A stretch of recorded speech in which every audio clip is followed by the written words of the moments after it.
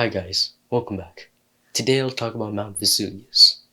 On August 24th, after centuries of dormancy, Mount Vesuvius erupts in southern Italy, devastating the prosperous Roman cities of Pompeii and Herculaneum.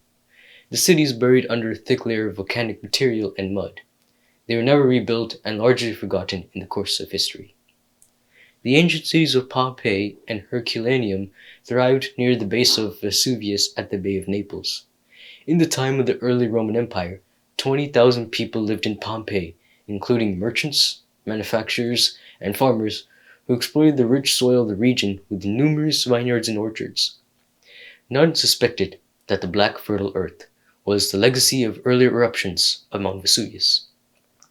At noon on August 24th, 79 AD, this pleasure and prosperity came to an end when the peak of Mount Vesuvius exploded, propelling a 10-mile mushroom cloud of ash and pumice into the stratosphere.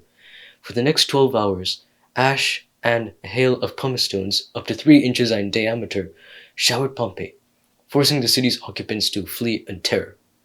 A westerly wind protected Herculaneum from the initial stage of the eruption, but then a giant cloud of hot ash and gas surged down the western flank of Vesuvius, engulfing the city and killing all who remained.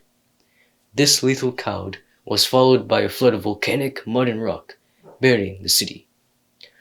Much of what we know about the eruption comes from an account by Pliny the Younger, who was staying along the Bay of Naples when Vesuvius exploded. 2 letters to the historian Tacitus, he told of how people covered their hands with pillows, the only defense against a shower of stones, and of how a dark and horrible cloud charged with combustible matter suddenly broke and set forth. His uncle Pliny the Elder was less lucky than Pliny the Elder. A celebrated neutralist at the time of the eruption was the commander of the Roman fleet in the Bay of Naples. After Vesuvius exploded, he took his boats across the bay to Stabe to investigate the eruption and reassure terrified citizens. After going ashore, he was overcome by toxic gas and died.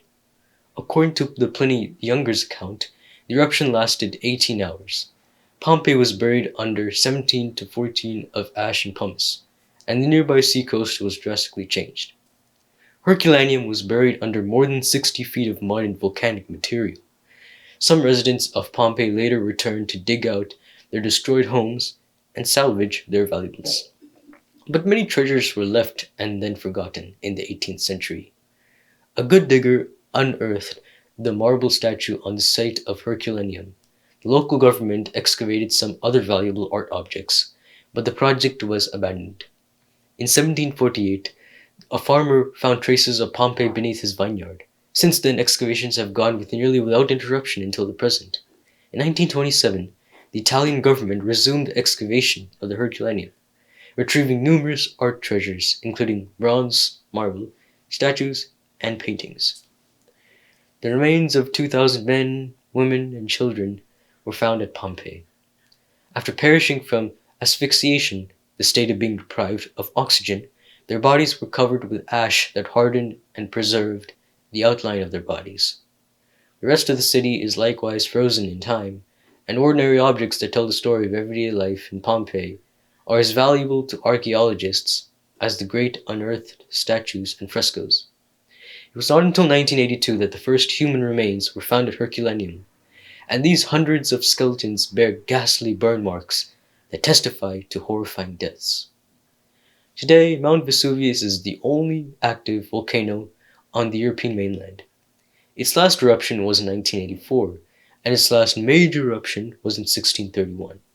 Another eruption is expected soon, which could be devastating for the 700,000 people who lived in the death zone around Vesuvius. That's all for this video, and I'll see you in the next one.